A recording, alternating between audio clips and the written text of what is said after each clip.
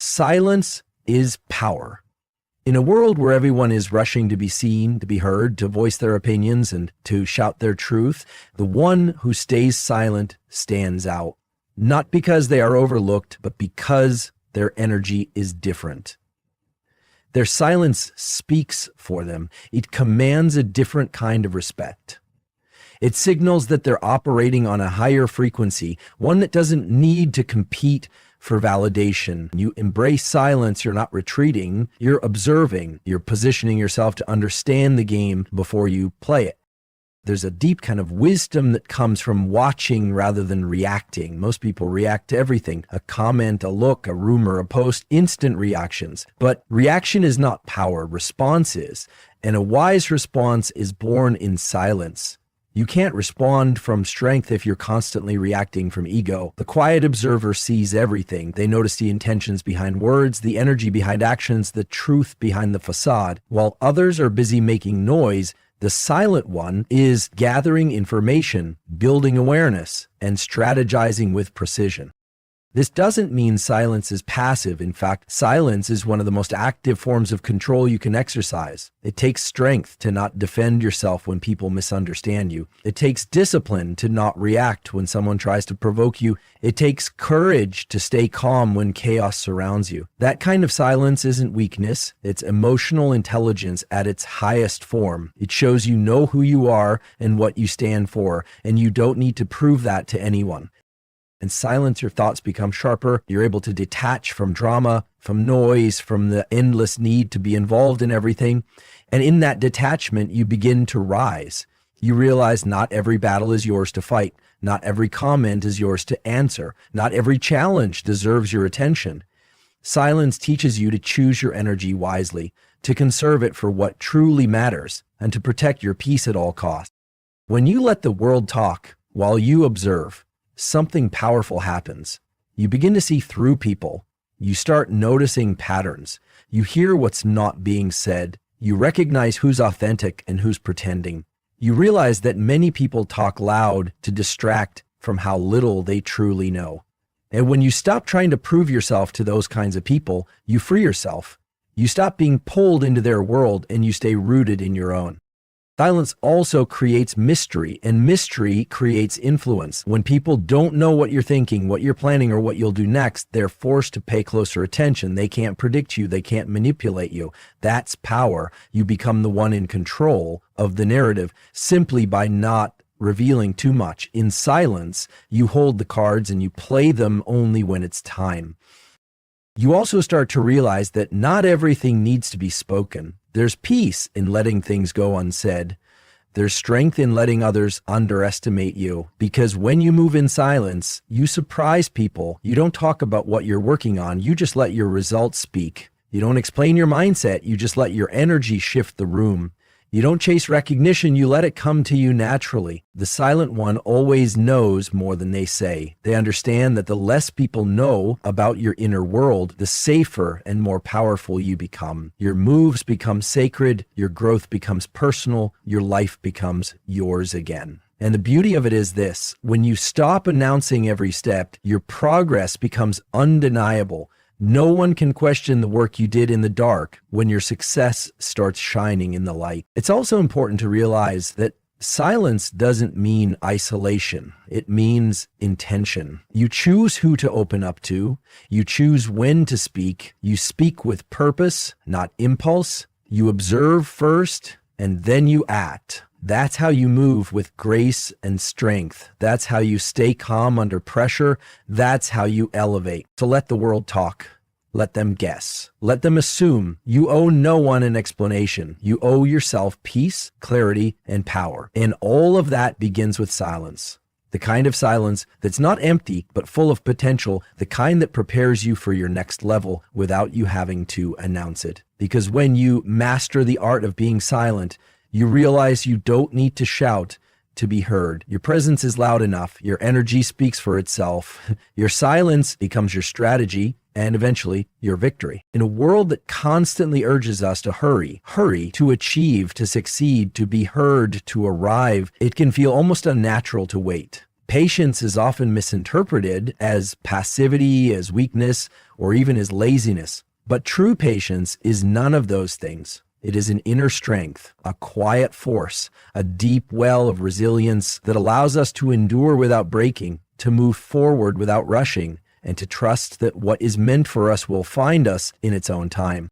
Patience is not about sitting back and doing nothing. It's about doing everything you can while still trusting the process. It's about showing up every day, doing your part, and allowing the rest to unfold as it should. This kind of patience is active. It requires awareness, faith, and often a great deal of restraint. It's easy to be impulsive, to force decisions, to demand answers. It takes strength to wait, to breathe, to pause long enough to gain clarity before acting. There is a natural rhythm to life, and when we try to rush it, we often end up creating more problems than we solve. Think of a flower. It doesn't bloom because we pull at its petals. It blooms when the time is right, when it has had enough sunlight, enough water, and enough rest in the soil. We don't question the patience of a seed as it lies beneath the earth. We accept that growth takes time. And yet, when it comes to our own lives, we rarely give ourselves the same grace. Our culture idolizes speed and productivity, convincing us that if we're not constantly doing something, we're falling behind. But some of the most important things we experience, healing, self-discovery, love, trust, cannot be rushed. They unfold at their own pace. Patience then becomes a kind of quiet rebellion against the noise of urgency. It says, I will not be rushed. I will not be shaken. I will grow at my own pace, and that is enough. When we practice patience, we are cultivating peace. We're telling ourselves that we don't need to panic if things aren't happening right now. We're affirming that we believe in divine timing, in the unseen processes working in our favor behind the scenes. Patience helps us to stay calm in uncertainty. It reminds us that we don't need to have all the answers at once, that it's okay to live in the in-between for a while. This isn't always easy. There are days when it feels like nothing is moving, like all our efforts are going unnoticed, like we're stuck in place while everyone else is racing ahead. But these are the moments when patience becomes our greatest ally. It teaches us to keep showing up even when results are invisible. It strengthens our trust in ourselves, in life, and in the journey we're on. Because patience doesn't mean giving up. It means knowing that even slow progress is still progress.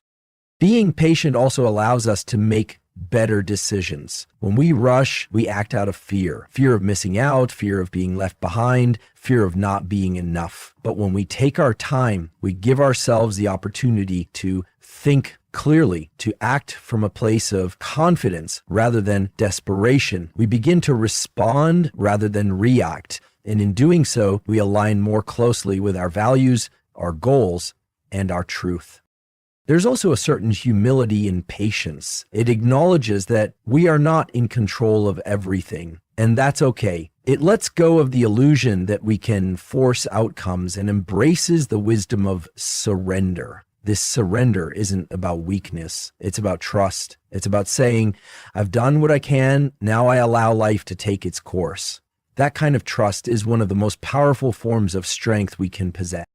And the beautiful thing is, when we lean into patience, life often meets us halfway. Opportunities arise when we least expect them. Healing comes when we stop trying to rush the pain away. Love deepens when we stop forcing it to look a certain way. Creativity flows when we stop pressuring ourselves to produce. In the space that patience creates, life has room to move naturally, without force, without stress.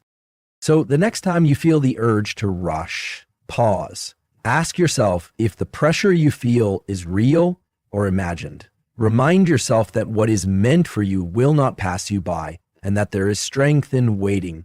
Patience is not the absence of movement. It's the presence of grounded, intentional movement. It's the quiet confidence that even if things take time, you are still on your way.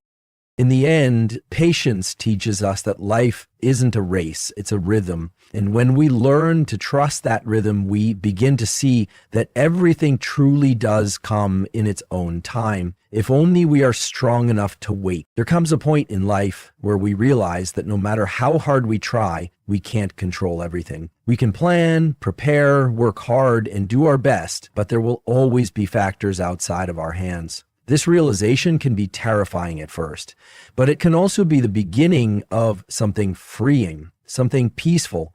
That's where trusting the flow of life comes in. It's the shift from constant resistance to gentle surrender. It's the moment we stop swimming against the current and begin to let the river carry us forward. Trusting the flow of life doesn't mean giving up or being passive. It means understanding that while we can set intentions and take action, we must also be willing to accept what life brings, especially when it's different from what we expected. So often we grit tightly to our plans and timelines, convinced that we know exactly how things should unfold. But life is not linear. It's full of detours, surprises, and subtle redirections that often make sense only in hindsight. When we trust the flow of life, we begin to live with more ease. We stop forcing things that aren't meant for us. We stop chasing things that drain our energy. Instead, we begin to tune into what feels aligned, what flows naturally, what invites us in rather than pushes us away. There's a quiet intelligence in life, a rhythm that we tap into when we stop trying to micromanage every detail. It's in this rhythm that opportunities appear, relationships deepen, and clarity finds us.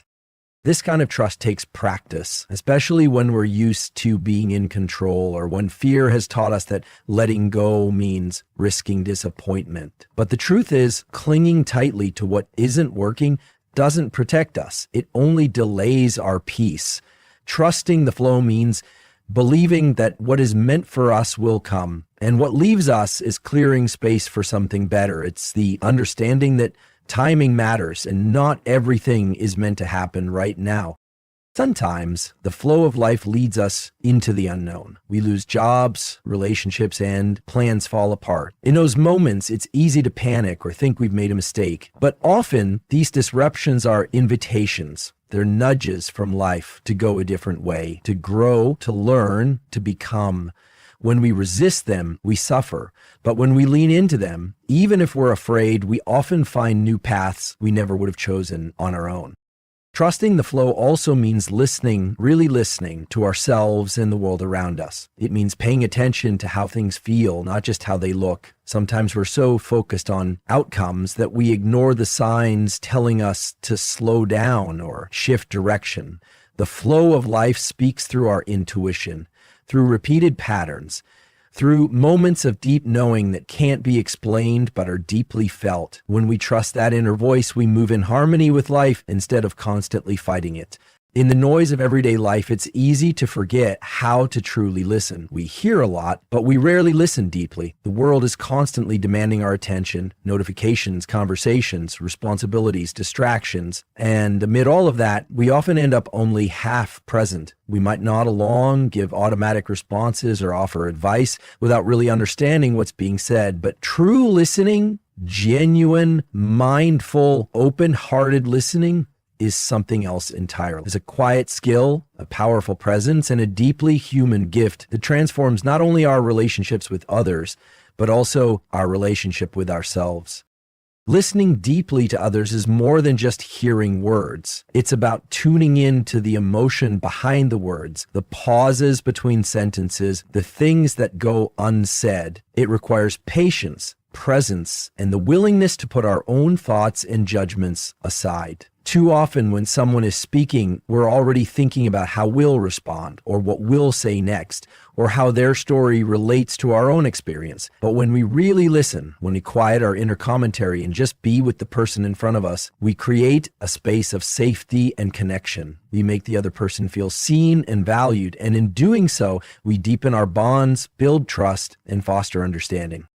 True listening is also non-defensive. It means not interrupting, not rushing to fix things, not taking things personally. Sometimes people don't need solutions, they just need to be heard. They need someone to sit with them in their vulnerability, to validate their emotions, to hold space for their story. In a world where everyone wants to talk, the person who listens becomes rare and therefore incredibly meaningful. But listening deeply isn't just for others. It's also a practice we must turn inward. Learning to listen to ourselves, our intuition, our emotions, our needs is just as important. So many of us have been taught to override our inner voice. We silence our feelings in order to meet expectations, to please others, or to appear strong. We ignore the subtle cues of exhaustion, discomfort, or longing. Over time, this disconnection from ourselves can lead to confusion, burnout, or a lingering sense of emptiness. Listening to yourself means slowing down and paying attention to what's going on beneath the surface. It means asking yourself how you really feel, not how you think you should feel. It means honoring your limits, your dreams, your instincts. It's about creating space in your life to be quiet enough to hear what your body and heart are trying to tell you. Sometimes the guidance we seek outside of us is already within us, but we have to listen closely to hear it. When we listen inwardly, we start to make choices that are more aligned with our truth. We stop saying yes when we mean no. We begin to recognize what nourishes us and what drains us. We trust our gut more. We give ourselves the care and compassion we often extend to others. And as a result, our lives become more authentic and peaceful. The beautiful thing is that listening to others and listening to ourselves are deeply connected. When we learn to sit with our own emotions without judgment, we become better at holding space for the emotions of others. When we practice self-awareness, we become more sensitive to the unspoken needs of the people around us. And when we speak to ourselves with kindness and curiosity, we naturally bring that same energy into our conversations with others. This kind of listening takes effort and intention. It's a skill we build with practice. It means putting down the phone, turning away from distractions, and being fully present with whoever we're with, even if that person is ourselves. It means resisting the urge to control, to respond too quickly, or to rush to conclusions. It means staying open, even when what we hear is hard or uncomfortable, because deep listening isn't about agreement. It's about understanding, and understanding, when nurtured, leads to connection. In a time when people feel more disconnected than ever, listening is a revolutionary act. It's a reminder that we don't always need to do more, say more, or fix everything. Sometimes the most powerful thing we can offer is our full attention. And sometimes the most healing thing we can give ourselves is the permission to sit quietly and listen to the voice within. So whether you're sitting across from someone who's opening up to you or sitting quietly with your own thoughts, try listening more deeply. You don't have to have all the answers. You just have to be willing to show up, stay present, and receive what's there with compassion. Because in the stillness of true listening, something sacred begins to unfold. Connection, clarity, and the quiet confidence that you are exactly where you're meant to be. Growth doesn't always look the way we expect it to. It's not always loud or visible. It doesn't always come with milestones, celebrations, or applause. In fact, some of the most profound growth happens when no one is watching, when we're alone, in silence, in stillness. It happens in the spaces between action, in the pauses between what was and what's becoming. Growth often unfolds quietly, slowly, and subtly. And it's in those moments of quiet that we are truly transformed. There's something sacred about the quiet places in life, the moments when we feel stuck, unsure, or even invisible. These are not signs that nothing is happening. Quite the opposite. These are often the times when something deep within us is shifting. When we're pushed to be alone with ourselves, we begin to see what needs healing, what needs releasing, and what needs nurturing. It's not easy. The quiet can feel uncomfortable at first, but it's within that discomfort that growth begins to take root. Think of nature. A seed doesn't sprout the moment it touches soil. It disappears beneath the surface, hidden from view, where it begins its silent transformation. It breaks open in the dark, sends roots downward, and slowly reaches toward the light. No one sees this part of the process, but it's essential. Without that hidden phase, there could be no bloom, no fruit, no tree. Human growth works in the same way. There are periods in life when we feel buried, when everything seems still or stalled. But those are the very seasons where something powerful is taking place beneath the surface. We live in a world that often glorifies visibility. We're told that progress must be seen to be real, that we have to constantly be doing, achieving, producing. But that mindset can cause us to overlook the importance of rest, reflection, and stillness. Just because you can't measure your growth in obvious ways doesn't mean it's not happening. Sometimes growth looks like setting boundaries. Sometimes it looks like staying home when you feel overwhelmed. Sometimes it looks like allowing yourself to feel deeply instead of numbing out. These acts may not be flashy, but they are powerful. In the quiet, we begin to meet ourselves in a deeper way. We start to hear the thoughts and feelings we've pushed aside. We reflect on our past and begin to understand how it shaped us. We come face to face with our fears, our hopes, our dreams, and in doing so, we create space for change. We realize that growth isn't about becoming someone new, it's about returning to who we've always been underneath the noise. Quiet growth teaches us patience. It asks us to trust the process, even when we can't see the outcome. It reminds us that healing and becoming take time. There is no rush. There is no deadline. There is only presence, intention, and gentle forward movement. And sometimes just staying still and grounded in your own truth is a form of growth in itself. This kind of growth is often the most lasting because it's not built on external validation or quick fixes. It's built on inner awareness, self-compassion, and quiet strength.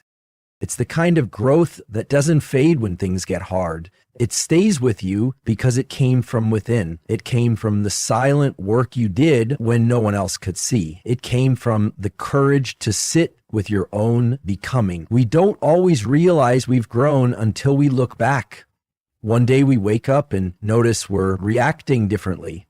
We're calmer, kinder to ourselves, more honest about what we want. We realize we've outgrown certain habits, patterns, or relationships. And suddenly the quiet periods make sense. We understand that we were never stuck. We were just growing roots.